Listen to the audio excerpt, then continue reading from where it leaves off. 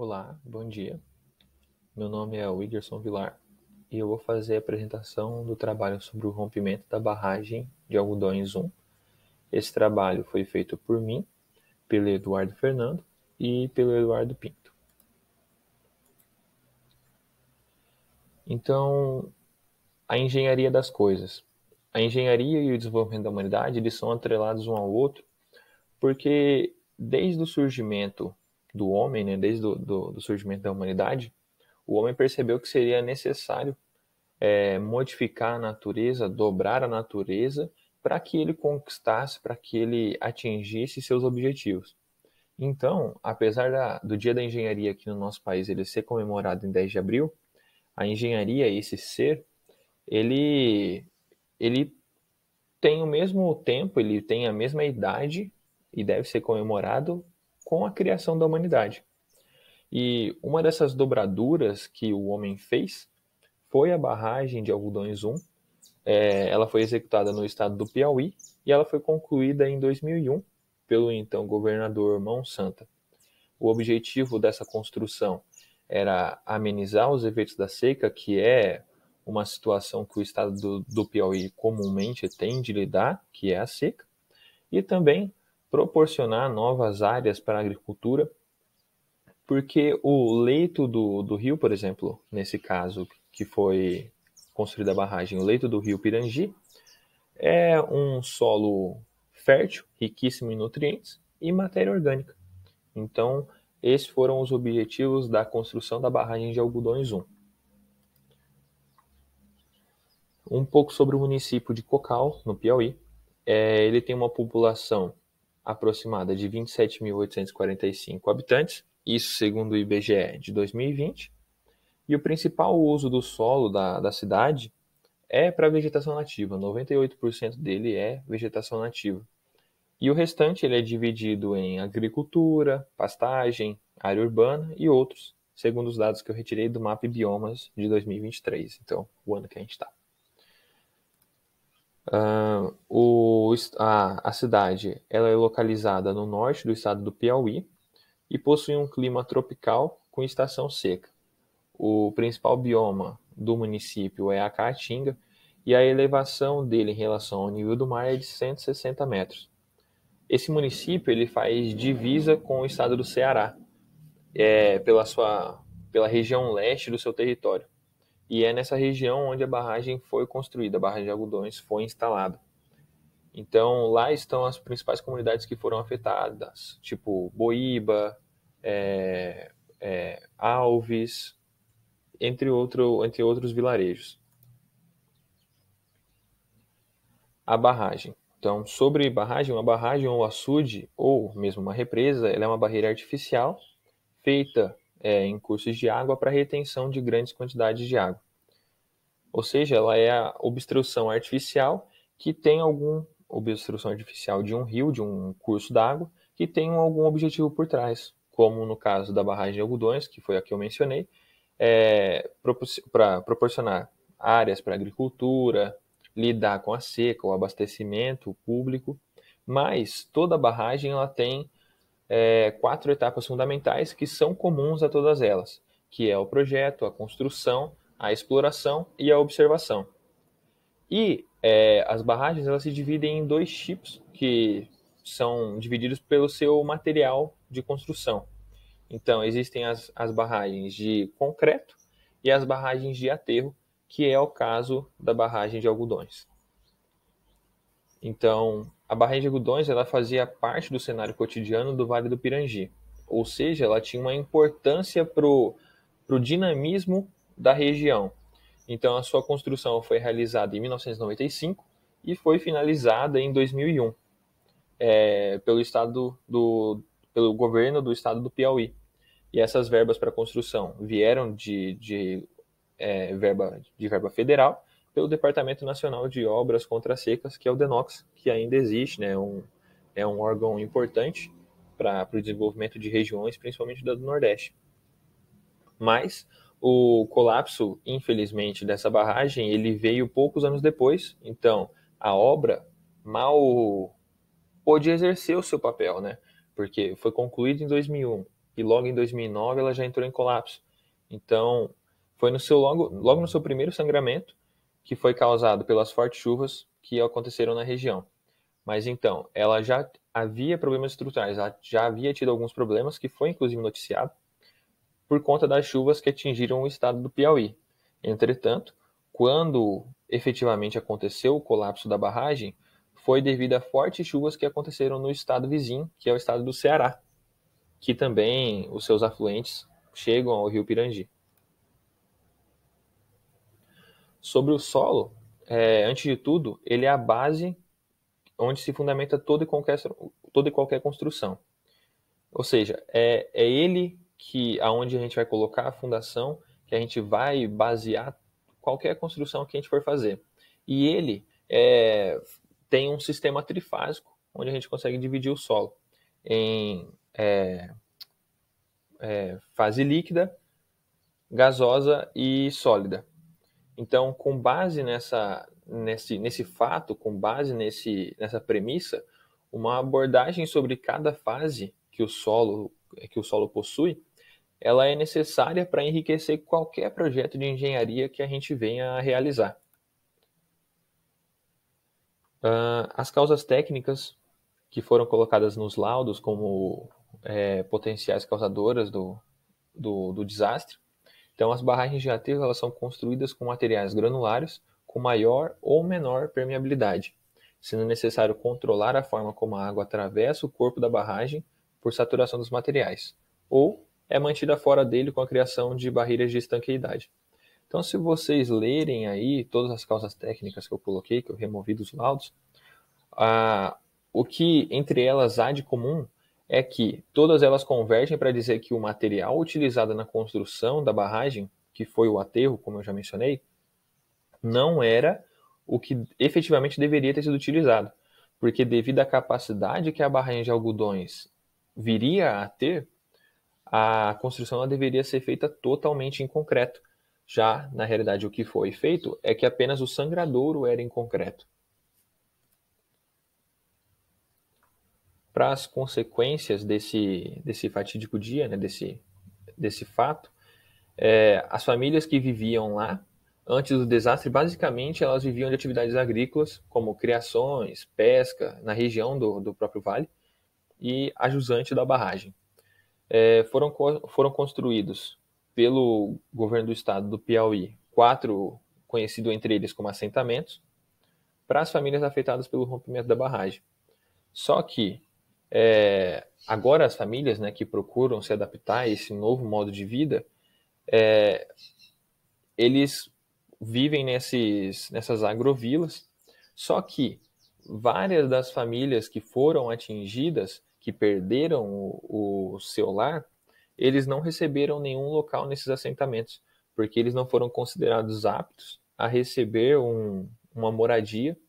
Então, depois de anos de espera, pelo que eu entendi, 2 anos ou mais até após o ocorrido, esperando por um local para poder chamar de lar, para poder chamar de seu, eles decidiram por tomar espaços nessas agrovilas, nesses assentamentos, e construir o seu lar. Nas consequências ainda, além das consequências econômicas, sociais, infelizmente a gente teve perdas humanas, né, nesse dia, né, com o rompimento da barragem. Estão dentro dessas consequências as perdas sociais e econômicas com a destruição de pontos importantes, como as igrejas, né, e as escolas, locais de lazer como o Balneário Zé de Souza e a churrascaria Beira Rio, que, olhando assim, pode parecer pouco, pode parecer pequeno, mas para uma comunidade tão pequena, tão próxima, perder locais de lazer como esse, onde provavelmente todos tinham contato, todos tinham acesso, é terrível, né? Então, esse senhor aqui, de sobrenome Hernani, foi o engenheiro chamado pelo governo do estado do Piauí, e foi a partir dele que o governo do estado emitiu a liberação para que as pessoas voltassem às suas casas, pois, segundo ele, segundo o seu parecer técnico, não havia nenhum risco de colapso da barragem, apenas um vazamento no sangradouro, até onde eu entendi, então que poderiam voltar para suas casas. Só que, caso um outro engenheiro, poderia até ser considerado pelo estado do Piauí como um herói, de nome Roberval Correia Melo, mesmo após esse senhor Hernani ele ter ido até lá e ter confirmado de que as pessoas poderiam voltar para suas casas, ele foi, visitou o local e com a perícia muito mais minuciosa, que foi um dos fatos também que foi criticado do parecer técnico desse senhor Hernani por todos os outros técnicos, é de que ele foi muito rápido na decisão, ele não realmente analisou todas as variáveis possíveis, diferente do senhor Roberval Melo, ele constatou de que a barragem poderia romper, colapsar a qualquer momento, entrou em contato com a empresa que gerenciava os recursos do estado do Piauí e também com a prefeitura municipal de Cocal para avisar a população de que eles deveriam ser evacuados o mais rápido possível. Então, caso o senhor Roberval não tivesse entrado em ação, o desastre humano poderia ter sido muito maior do que as, infelizmente, 9 pessoas que faleceram. No panorama atual, o governo do Piauí ele tinha entrado em um acordo com a ABAVA, que é a Associação dos Moradores que foram atingidos, né, pelo desastre da barragem de Algodões e também dos amigos dos afetados, e de um pagamento em 19 parcelas para restituição desses danos, né, para as famílias.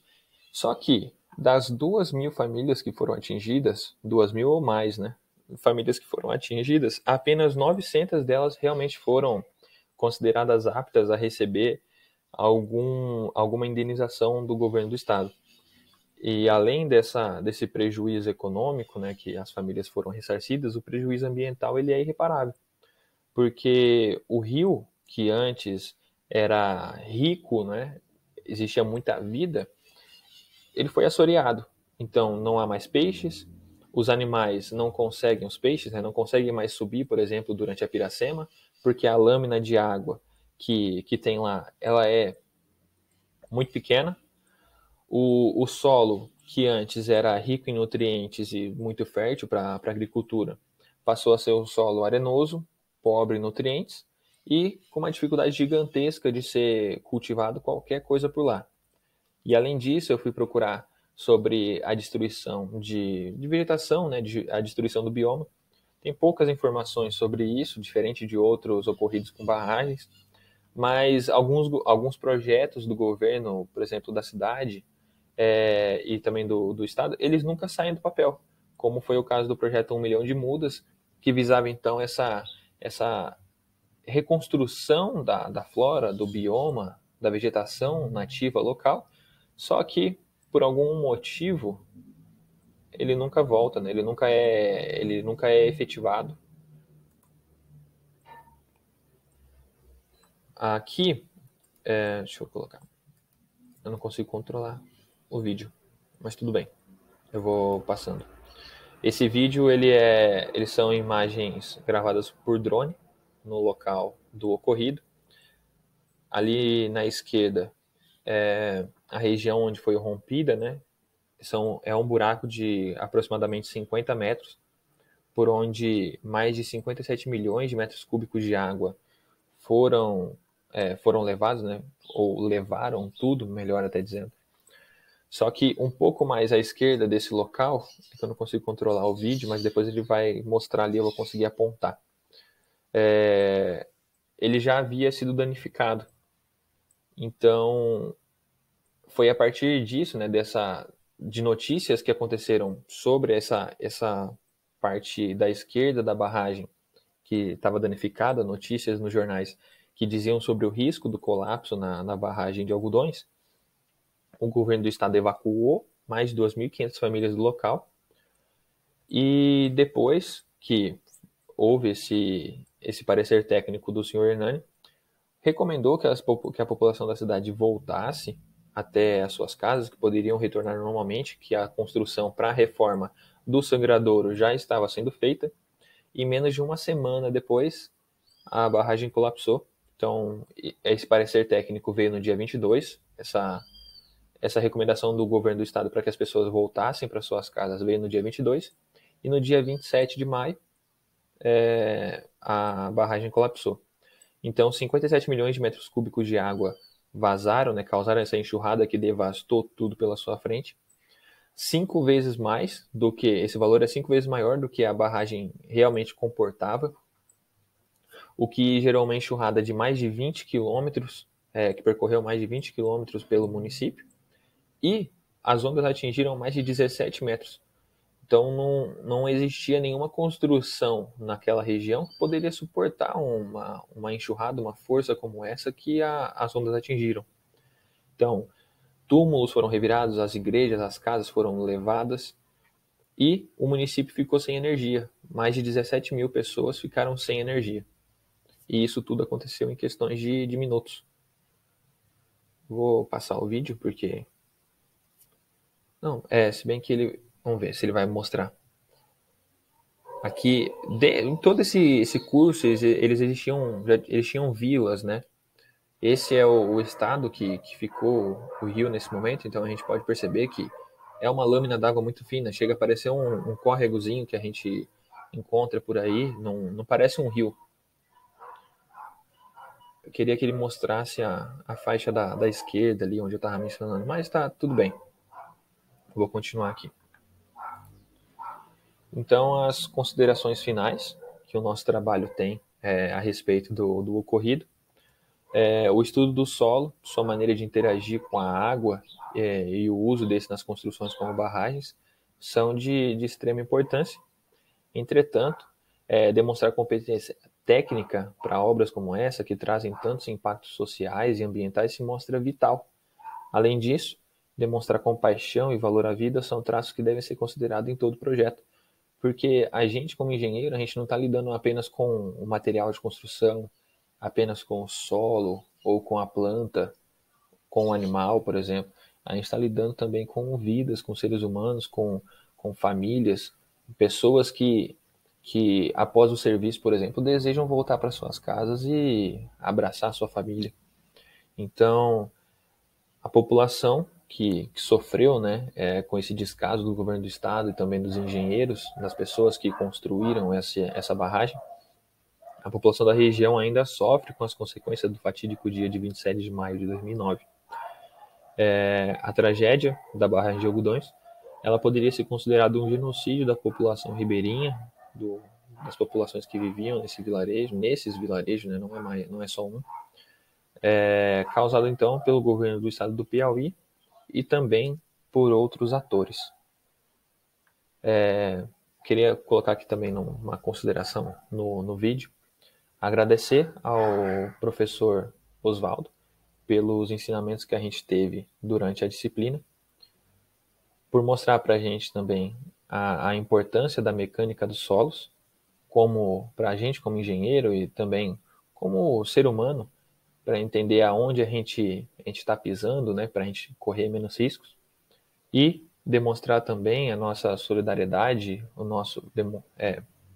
demonstrar nossos pêsames às famílias que foram acometidas desse problema. E eu vou fechar minha câmera aqui agora, porque eu vou passar um vídeo para encerrar. Agradeço pelos minutos que vocês me deram atenção, que vocês me ouviram. Esse foi o nosso trabalho. Desde já eu agradeço. Muito obrigado e até logo.